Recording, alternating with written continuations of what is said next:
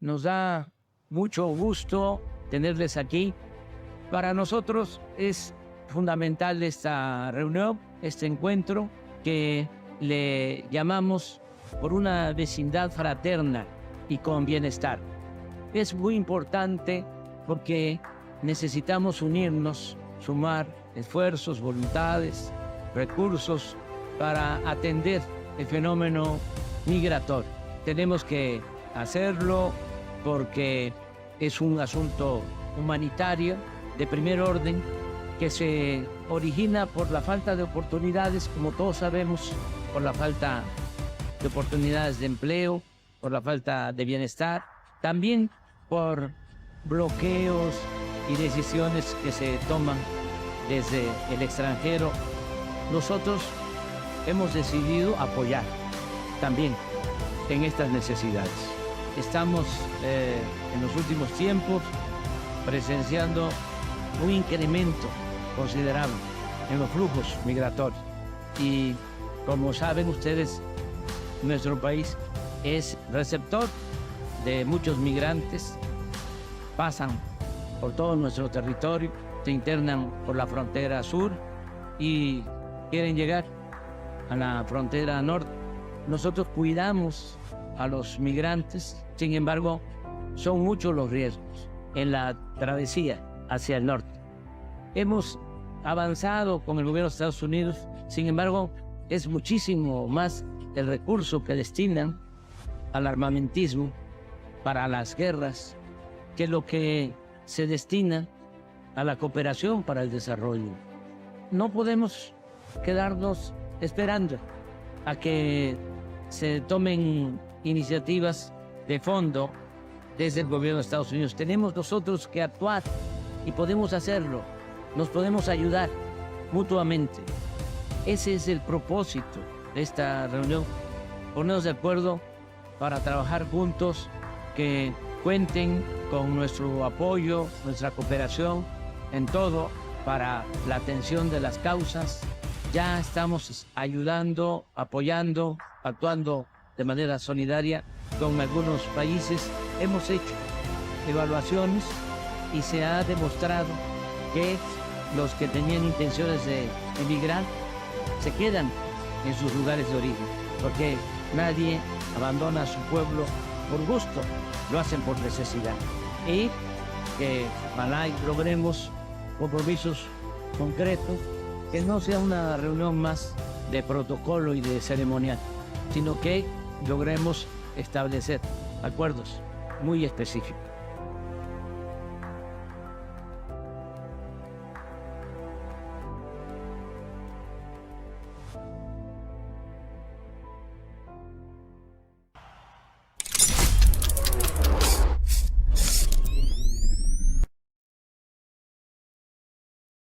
Porque patria o muerte quiere decir muchas cosas.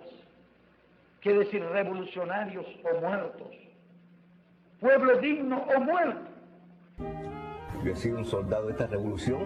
Abrimos el canal a eso, abrimos el canal a defender Cuba a capa de espada, por encima de todas las cosas, porque los cubanos lo único que tenemos es resistencia y dignidad. De eso nos nutrimos. Y ahora que me alejo para el deber cumplir, que mi tierra me llama a vencer o morir. Y el hecho de que hablemos de patria o muerte es expresión de una determinación. Para matar este país no alcanza la sangre de todos los soldados del imperialismo yanqui. El futuro de nuestra patria será un eterno Baraguá.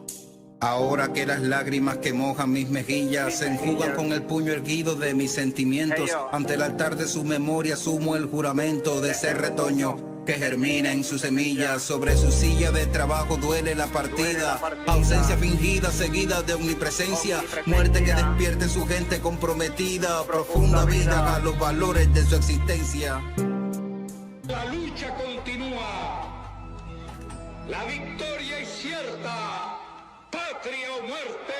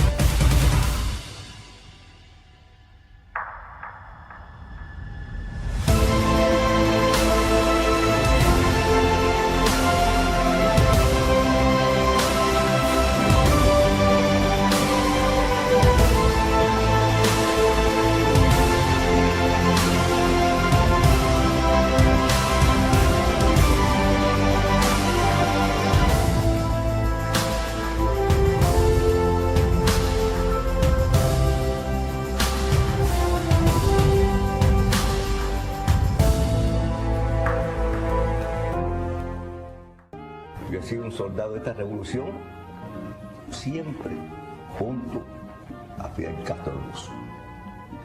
La satisfacción de haber luchado junto a él y haber visto cómo crecía ante mis ojos. Y en Fidel no hay discusión, es lo más grande.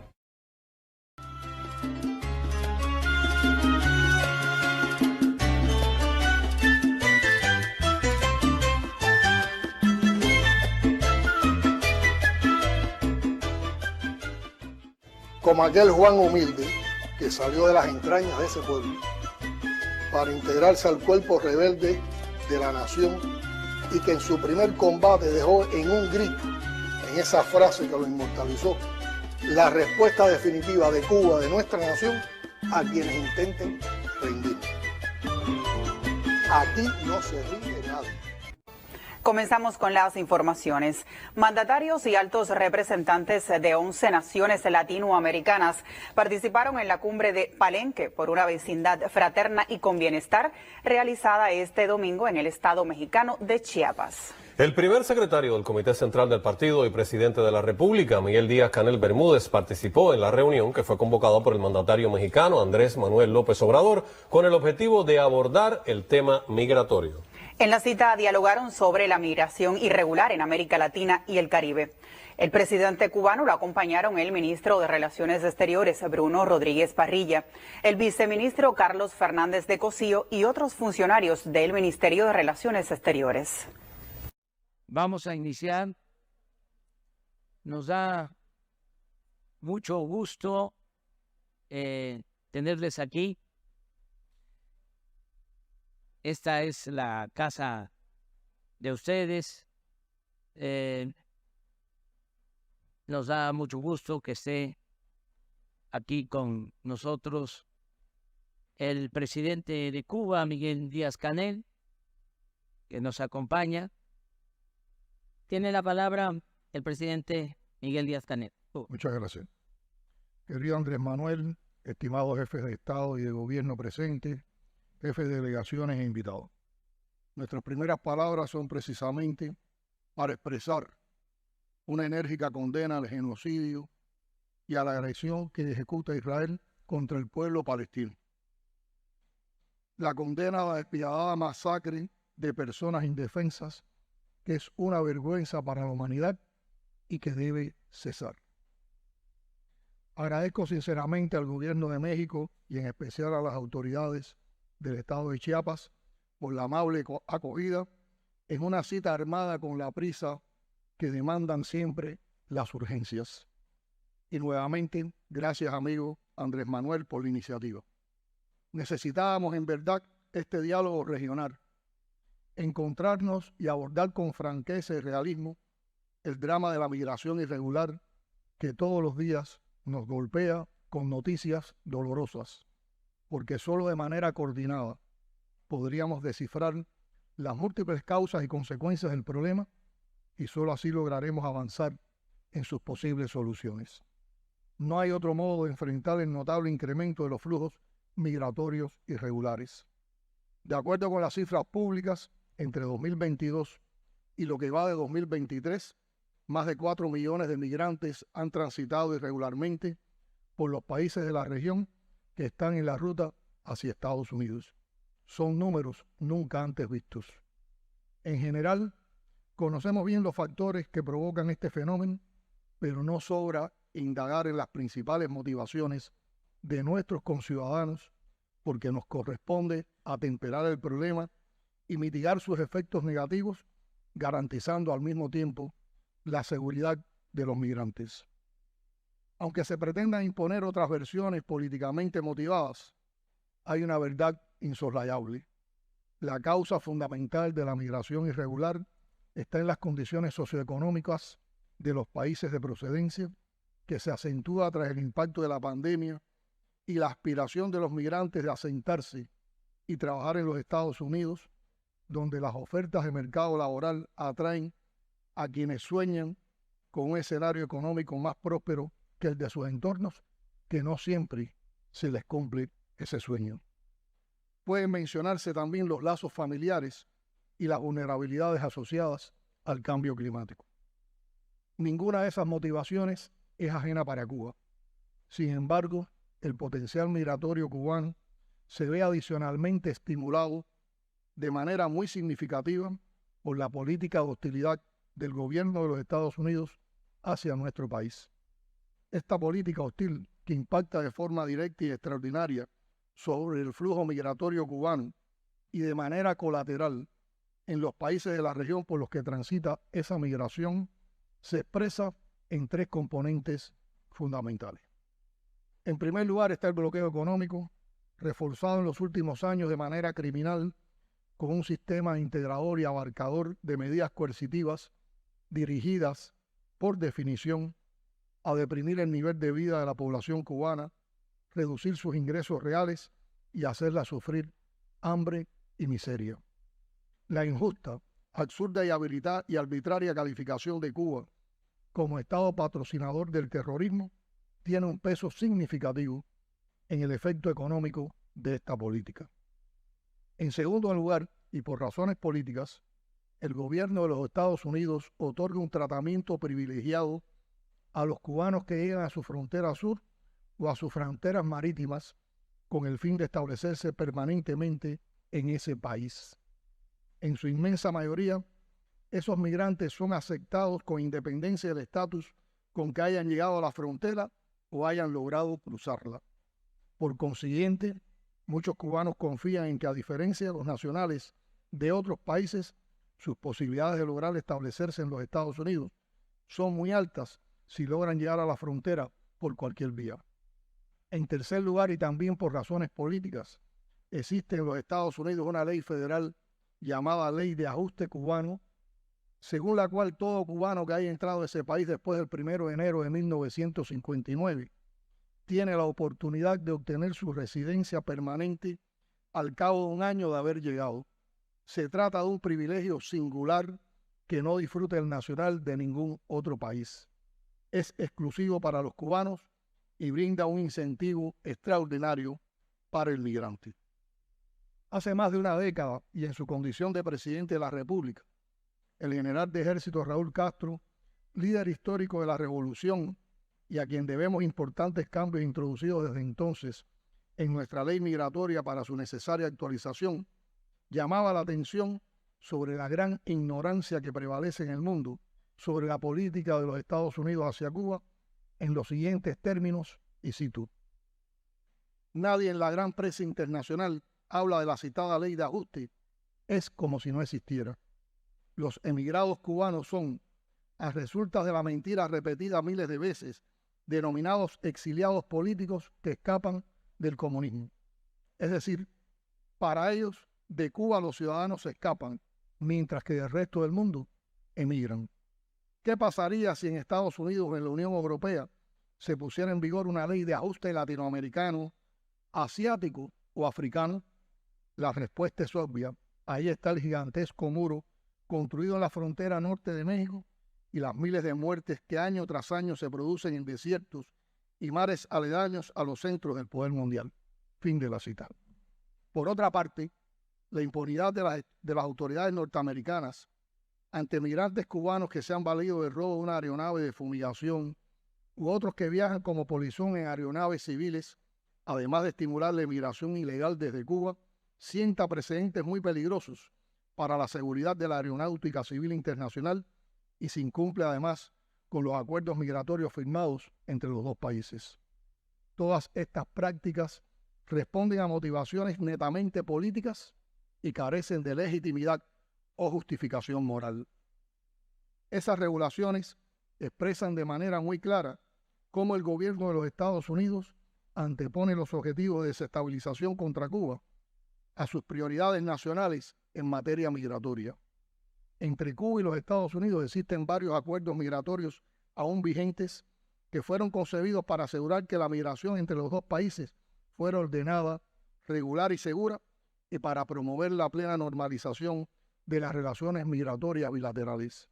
Sin embargo, las acciones sobre las que he comentado por parte del gobierno de los Estados Unidos van en sentido opuesto a tales objetivos e impiden su cumplimiento. Resulta imposible comprender el volumen y la naturaleza de los flujos migratorios de cubanos que transitan por países de la región con destino a los Estados Unidos sin considerar el peso de estos factores que la singularizan y refuerzan. Modificar las causas estructurales de la migración cubana, tanto la regular como la irregular, e influir de manera fundamental en la reducción de los flujos de migrantes cubanos por diversos países, está en manos de las autoridades norteamericanas. Como he dicho recientemente, en general, cubanas y cubanos que salen legalmente de Cuba se convierten en migrantes irregulares, sometidos a todo tipo de riesgos y peligros, incluso de sus vidas, en el tránsito hacia los Estados Unidos. Cuando exista la voluntad de actuar en esa dirección, les aseguro que contarán siempre con el compromiso y la cooperación de Cuba. La política migratoria cubana favorece los viajes de los ciudadanos cubanos al exterior y su regreso a Cuba. Mantenemos mecanismos bilaterales de cooperación migratoria con varias naciones de la región e intercambio de alertas migratorias con otros, con el objetivo de implementar las herramientas que permitan alcanzar un flujo de viajeros regular, ordenado y seguro, y al mismo tiempo combatir el tráfico de migrantes irregulares y la trata de personas. Este tipo de encuentro tiene mucho valor para nuestros conciudadanos, para sus familias, para nuestras naciones y para las relaciones entre nuestros países. Es lo que refuerza el sentido de hermandad de nuestra América. Otra vez, muchas gracias Chiapas, muchas gracias México, muchas gracias hermano Andrés Manuel. En esta cumbre, el viceministro de Relaciones Exteriores de Cuba, Carlos Fernández de Cosío, denunció la escalada de la política hostil de Estados Unidos y ratificó la voluntad de diálogo de la mayor de las Antillas con el país del norte sobre problemas entre ambos países. El comunicado que se adoptó y que leyó la canciller es reflejo de esa empatía, de ese análisis profundo de causas y condiciones y de las medidas que deben adoptarse y también las expresiones que se han reiterado aquí por los cancilleres. En el caso de Cuba, cuya migración tiene un impacto en los países de la región, nuestro presidente llamó la atención sobre el hecho de que, además de las condiciones naturales que provocan la emigración en general y la emigración de nuestra región, que va dirigida esencialmente hacia los Estados Unidos, existen factores extraordinarios y podrían decirse que artificiales que influyen en esa migración. En primer lugar está el bloqueo económico, que es una política que dura más de 60 años y que es una política dirigida expresamente a a deprimir los ingresos, a generar pobreza, hambre y tratar con eso de provocar un cambio político. Y naturalmente eso provoca un estímulo a la emigración, a las personas que quieran abandonar ese escenario. Hay un segundo factor, que es una política activa de estímulo a la emigración cubana por vías irregulares, que ofrece en la frontera de los Estados Unidos un trato privilegiado, singular, para el migrante cubano por razones políticas, que incluye el hecho de que si un cubano alega en la frontera que tiene un miedo creíble de regresar a su país de origen, tiene posibilidades muy superiores a la del migrante de cualquier otro país del mundo a ser aceptado en los Estados Unidos, y eso por supuesto lo conoce el migrante cubano. Y en tercer lugar existe una ley única para Cuba en los Estados Unidos llamada Ley de Ajuste Cubano, que le ofrece al migrante cubano el privilegio singular de poder normalizar su situación y convertirse en residente permanente al cabo del año de haber entrado en los Estados Unidos. Privilegio que no tiene migrante de ningún otro país. Estos tres factores, como tratamos de expresar, constituyen estímulos extraordinarios y artificiales para la emigración cubana. Está en manos de Estados Unidos resolverlo. Podría actuar si tiene el interés de resolver el problema, y por eso nosotros acogemos y aceptamos la invitación que nos hace la región en el comunicado a estar dispuestos a sentarnos a dialogar sobre los problemas entre los dos países, las relaciones bilaterales, de un modo integral. Muchas gracias. Porque lo que no pueden perdonarnos los imperialistas es que estemos aquí y que hayamos hecho una revolución socialista en las propias narices de los Estados Unidos.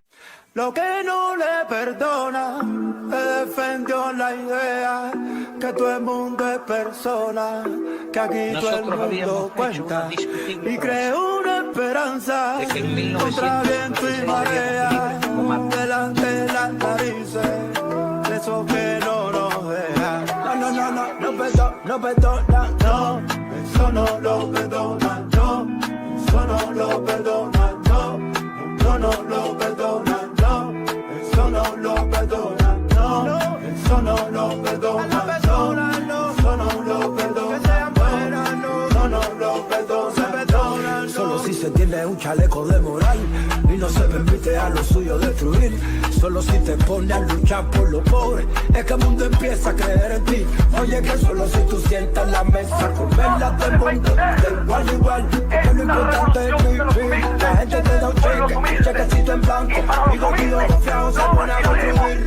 El que intente, no tenemos por qué aguantar. El que intente, vamos a ver cómo es, o vamos a poner acá. Lo que no le perdona, que defendió la idea que todo el mundo es persona, que aquí todo el mundo cuenta, y creó una esperanza contra viento y marea, delante de las narices, de esos que no nos dejan. No, no, no, no, no, no, no, no, no, no, no, eso no lo perdona, no, eso no lo perdona, que sean buenas, no, no lo perdona, no, no lo perdona, no.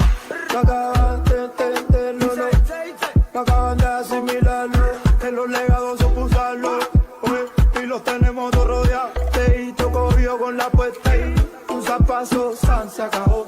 Solo que viene, solo que toca, después no diga que no se avisa, que intente, no tenemos por qué aguantar, porque el que intente, vamos a ver cómo es, lo vamos a poner acá. Lo que no le perdona,